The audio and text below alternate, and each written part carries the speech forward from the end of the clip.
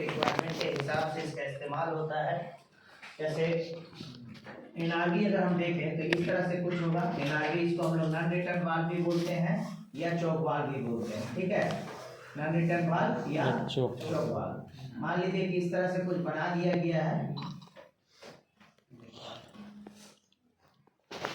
और इस तरह से ये दे दिया गया है ताकि अभी अगर इसमें इधर से अगर फ्लो होता है तो इसको पुश करेगा और इधर से इधर लिक्विड निकल जाएगा, है ना। और अगर इधर से अगर लिक्विड का बैक फ्लो हुआ तो क्या होगा, इसके ऊपर में फोर्स पड़ेगा जिसकी वजह से ये बंद हो जाएगा। अलग अलग तरह का आएगा, कुछ फ्लैपर टाइप का भी आएगा, जैसे ढक्कन होता है ढक्कन के जैसा, वो उसको बंद कर देगा। यूज कैसे होता है, यूज कहाँ पे करते हैं, क्या पर्पज होता है, बहुत सारा जगह पे इसका इस्तेमाल किया जाता है। खास करके जैसे हम लोग देखें, हम लोग का घर में जो अगर पंप लगा हुआ है वाटर पंप, तो उसके डाउन साइड में सब में एनआरवी लगा हुआ है ना, ताकि जो हम उसको पानी को लिफ्ट करते हैं पानी वो रिटर्न नीचे ना जाए। क्या होगा, वाटर का जो लेवल हो तो नीचे है, हाइड्रोस्टैटिक प्रेशर से तो वो नीचे चला जाएगा। अगर वो नीचे चला गया, पंप में एयर आ गया तो पानी को वो खींच नहीं पाएगा, ठीक है। इसीलिए नीचे में नॉन रिटर्न वाल्व लगा होता है। इसी तरह बहुत सारा सर्विस है मेरा। जैसे मान लीजिए कि एक सिंपल सर्विस है कि कोई टैंक से, ये टैंक है, टैंक से क्या कर रहा है, लिक्विड को कहीं भेज रहा है। यहाँ पर एक पंप लगा हो सकता है, दो लगा हो सकता है, दो से ज्यादा लगा हो सकता है। तो बहुत सारा सपोज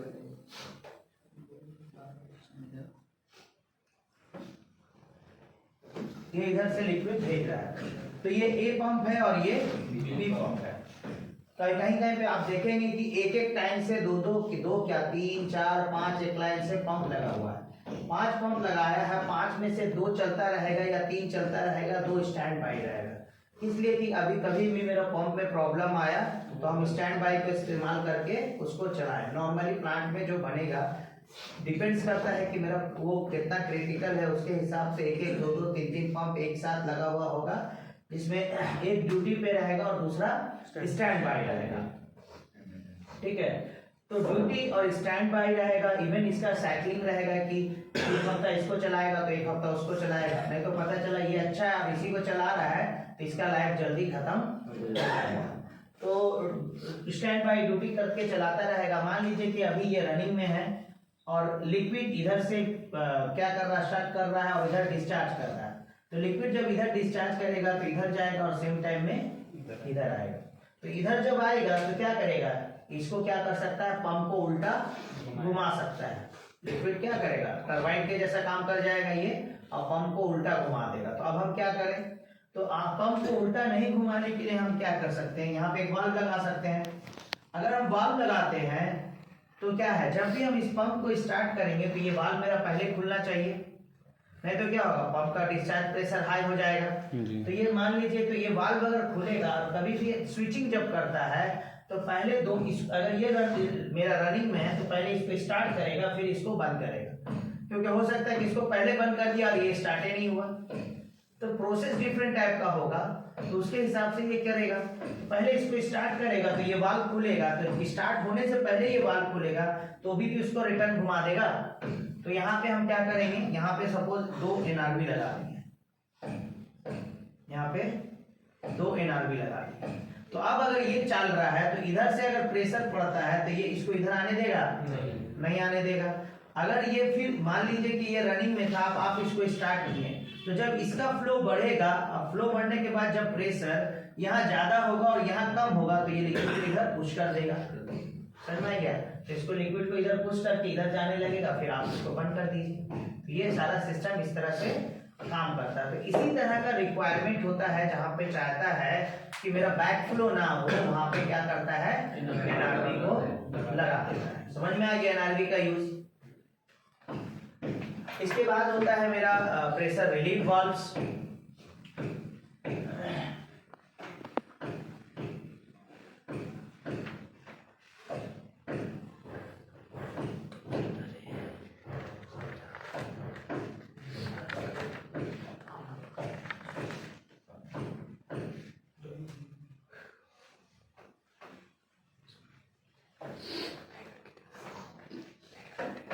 जो फेल हुआ वो लोग भी आया या नहीं आया? प्रेशर रिलीफ वाल्व कहाँ लगा होगा? पाइपलाइन में, वेसल्स में, कहीं पर भी जहां पर हमको मेरा जो इक्विपमेंट है उसको ओवर प्रेशर से बचाना है। ठीक है, ओवर प्रेशर से बचाने के लिए यहाँ पे हम क्या करेंगे? प्रेशर रिलीफ सबसे पहले तो जैसे मान लीजिए कि यहाँ पर आप एक ट्रांसमीटर लगाएं। होता क्या है टोटल, हम शायद पहले ही आप लोगों को बता चुके हैं प्रेशर रिलीफ वाल्व के बारे में। जिस दिन ईएसडी सिस्टम के बारे में बताए थे उसी दिन बता दिए थे प्रेशर रिलीफ वाल्व के बारे में। मान लीजिए कि यहाँ पर इमरजेंसी शटडाउन सिस्टम में कैसा है? सबसे पहले तो कंट्रोल यहाँ पे क्या लगाया? सपोज पीसीबी लगाया।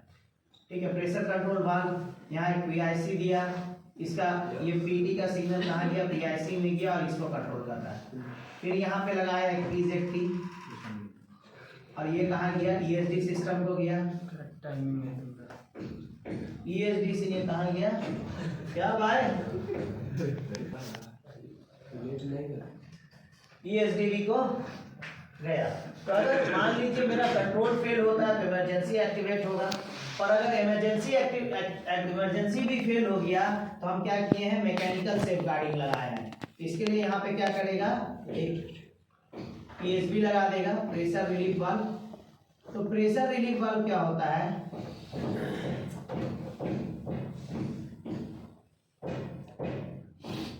ये मैकेनिकल डिवाइस है जो प्रेशर के रिस्पेक्ट पे ही काम करता है। यहाँ पर एक पिस्टन होगा, यस,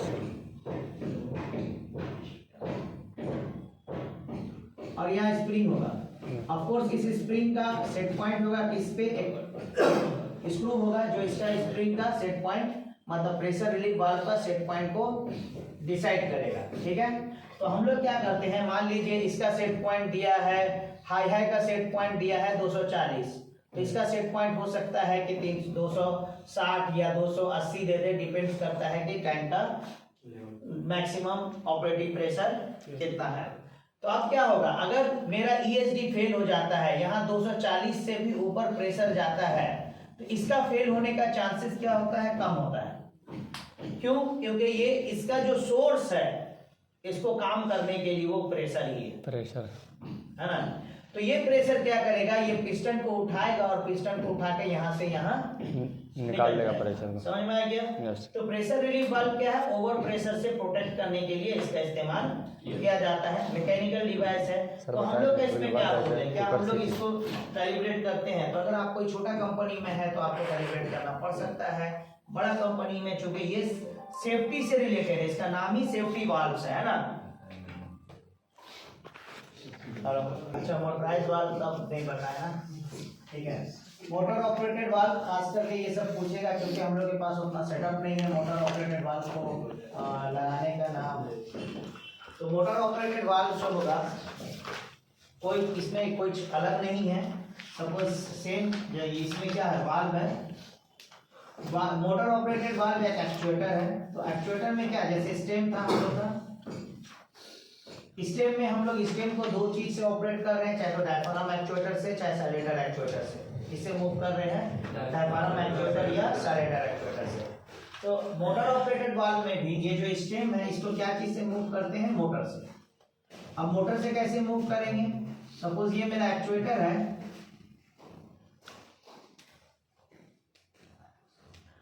तो इसमें इस सिस्टम में क्या किया? सबसे पहले तो यहाँ पे थ्रेड बना दिया।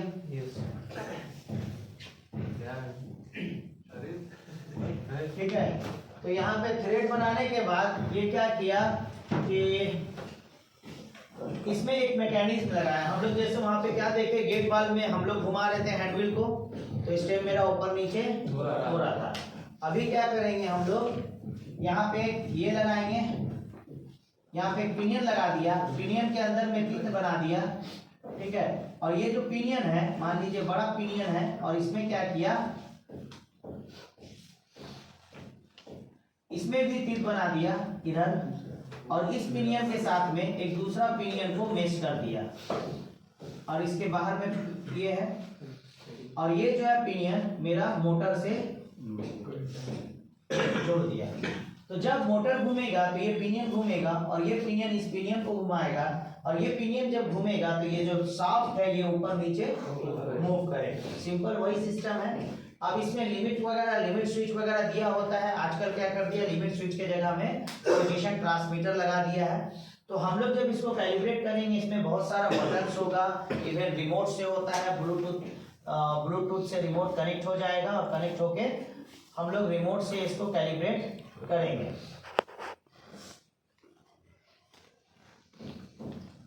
तो यही आपका मोटराइज्ड एक्चुएटर है, ठीक है। मोटराइज्ड एक्चुएटर में आपका यहाँ पे अंदर में देख सकते हैं कि बहुत सारा पिनियन लगा हुआ है, ठीक है। इधर साइड में मोटर लगा हुआ होगा इसका, और आपका यहाँ पे हैंडविल्स भी दिया है ताकि इसको मैनुअली आप ऑपरेट कर सकें। यहाँ पे बटन्स होगा, बहुत सारा डिस्प्ले होगा। ये लोकल रिमोट का स्विच है, तो ये लोकल रिमोट सेलेक्टर स्विच है, तो इससे सारा कुछ आप सेलेक्ट कर सकते हैं। सॉरी, इससे सेलेक्ट कर सकते हैं कि आप लोकल में ऑपरेट करना चाह रहे हैं या रिमोट में ऑपरेट करना चाह रहे हैं, ठीक है। तो यही आपका सिस्टम है। देखने में एक्चुएटर इस तरह से होगा। ये सब क्या है, मोटर ऑपरेटेड वाल्व है, ठीक है। तो यहाँ पे ये क्या है, मोटराइज्ड एक्चुएटर है, और नीचे क्या है, वाल्व। तो इसको आपको जो है, इसका जो इंस्ट्रक्शन है, आपको इंस्ट्रक्शन मैनुअल पढ़ना होगा कि इसको लेट डाउन करो। इसका इंस्ट्रक्शन मैनुअल पढ़ना होगा कि इसको आप कैसे कैलिब्रेट करने वाले हैं। तो कैलिब्रेट करने का कुछ प्रोसीजर्स होगा, जैसे आपको नंबर्स ऑफ स्विच होगा, तो कॉम्बिनेशंस ऑफ स्विच का इस्तेमाल। कॉम्बिनेशन ऑफ स्विच का इस्तेमाल क्या है, जैसे हम लोग पावर बटन और वॉल्यूम का माइनस बटन को दबा के एक साथ दबाते हैं तो स्क्रीन शॉट हो जाता है ना। तो ये कॉम्बिनेशंस ऑफ स्विच ऑपरेशन है। तो यहाँ पर भी वैसे ही होगा। तो आपको क्या करना होगा, सबसे जैसे कैलिब्रेशन, इसका कैलिब्रेशन मेन्यू में इंटर करना होगा। फिर क्लोज कैलिब्रेशन करने के लिए, क्लोज का कैलिब्रेशन करने के लिए सबसे पहले आपको वाल्व को पूरा क्लोज करना होगा। तो हम लोग क्लोज करने के लिए क्या करते हैं, वाल्व को क्लोज कर दिए, बटन से मूव करके नीचे लेके जाएंगे क्लोज पोजीशन पे, और इवन हैंडविल से थोड़ा सा घुमा के देख लेंगे कि पूरा टाइट शटअप हो रहा है कि नहीं। तो टाइट शटअप होने के बाद हम क्या करेंगे, इसको क्लोज का जो पोजीशन था कंफर्म कर देंगे कि ये तुम्हारा क्लोज का पोजीशन है। तो सारा बटन का कॉम्बिनेशन का इस्तेमाल होगा। क्लोज पोजीशन कंफर्म होने के बाद अब हम क्या करेंगे, वाल्व को ओपन करेंगे। फिर ओपन कैलिब्रेशन कमांड में जाएंगे, वाल्व को पूरा ओपन करेंगे। ओपन करने के बाद उसको बता देंगे कि ये तुम्हारा ओपन पोजीशन है। यही सारा चीज है। और भी कुछ सेटिंग्स होता है, जैसे इसमें टॉर्क का सेटिंग होता है, टॉर्क आपको कितना सेट करना चाहिए। तो ये सारा चीज है। एनी हो, ये बहुत बड़ा चीज नहीं है, आपको मैनुअल पढ़ना चाहिए। मैनुअल पढ़ के आप इसका कैलिब्रेशन कर सकते हैं, कोई बड़ा चीज नहीं है। सेम लाइक उसके जैसा, ऑफकोर्स उसमें हमको उतना कॉन्फ़िगरेशन नहीं है, इसमें थोड़ा सा कॉन्फ़िगरेशन ज्यादा है। इसमें नंबर्स ऑफ वायर होगा टर्मिनल ब्लॉक में। टर्मिनल ब्लॉक में इसमें कितना 440 का हो सकता है पावर सप्लाई। इसमें कितना 440 या 420 वोल्ट एसी, जो भी बोलिए, ये हो सकता है। डीसी वोल्टेज भी वाला भी आता है, 24 वोल्ट डीसी वाला भी हो सकता है, पर ज्यादातर आपको 440 वाला मिलेगा। साथ में बहुत सारा कंट्रोल टर्मिनल होगा। कंट्रोल टर्मिनल में क्या होगा, जैसे ओपन कमांड का सिग्नल आएगा, क्लोज कमांड का सिग्नल आएगा, ठीक है। प्लस आपका ओपन फीडबैक आ सकता है, क्लोज फीडबैक आ सकता है, किसी में 4 to 20 मिली एम्पीयर सिग्नल आएगा। तो सारा तरह का इसमें सिग्नल वगैरह रहेगा, ठीक है। आप क्या क्या स्टेटस लेना चाह रहे हैं, और भी इसमें बहुत सारा अलार्म्स कॉन्फ़िगर हो सकता है। ओवर टॉर्क अगर इसको मिल रहा है तो अलार्म जनरेट कर सकता है, ओवर टॉर्क अलार्म। तो ये क्या अलार्म लेना चाह रहा है, तो इसका इस्तेमाल खास करके कहाँ पर होता है, ऐसा जैसे कोई छोटा छोटा रिमोट एरिया है जहाँ पे हम एयर सप्लाई नहीं लेके जा सकते। अब एयर सप्लाई के लिए क्या चाहिए, आपको कंप्रेसर चाहिए। तो आपको इसका अगर मान लीजिए 2 सिर्फ वाल्व लगने वाला है या 10 वाल्व लगने वाला है, अब 10 वाल्व के लिए एक बड़ा जैसा कंप्रेसर टाइप लगाएं जो दिन भर कंप्रेसर चलेगा। तो वहाँ पे मेरा पावर सप्लाई अवेलेबल है, तो हम कहेंगे पावर सप्लाई का इस्तेमाल करके इसको इस्तेमाल कर ले। या फिर ऐसा ऑपरेशन जहां पे हमको वाल्व एकदम स्लोली ओपन करना है, क्योंकि ये जो एमओवीज जो होता है, एमओवीज का जल्दी इस्तेमाल शटडाउन के लिए नहीं होता है, कंट्रोल ऑपरेशन के लिए होगा। तो अगर एमओवी जो है आपका टाइम लेता है ज्यादा ओपन क्लोज होने में, समझ में आ गया, तो एमओवी का इस्तेमाल ज्यादा आपका शटडाउन ऑपरेशन में नहीं होगा, क्योंकि इसमें फेल सेफ कंडीशन डिसाइड नहीं हो सकता है। ठीक है। अगर मान लीजिए ये 50% ओपन है, पावर चला गया तो 50 में रह जाएगा। फुल्ली ओपन है, पावर चला गया तो फुल्ली ओपन रह जाएगा। क्लोज है, पावर चला गया, फुल्ली क्लोज रह जाएगा। इसमें कभी कभी और भी चीज इस्तेमाल किया जाता है, हाइड्रोलिक का इस्तेमाल किया जाता है, यानी वो थोड़ा डिफरेंट होता है। समझ में आ गया एमओवी का। एमओवी में काम करना विदाउट मैनुअल पढ़े नहीं होगा, ठीक है। आपको मैनुअल पढ़ना होगा जब आपको समझ में, बहुत ये कोई बहुत बड़ा चीज नहीं है एमओवी। आपको जब सिर्फ मैनुअल पढ़ लेंगे, आपको मैनुअल बता देगा कि कैसे कौन सा मेन्यू में जाना है। आप लोग को जैसे हम भेजे थे इसका,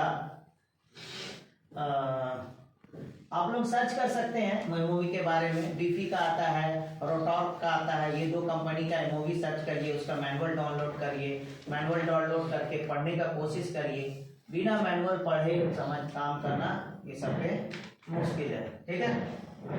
तो एमओवी का टॉप कंपनी कौन है? एमओवी का टॉप ब्रांड है बीफी और रोटॉर्क, ठीक है।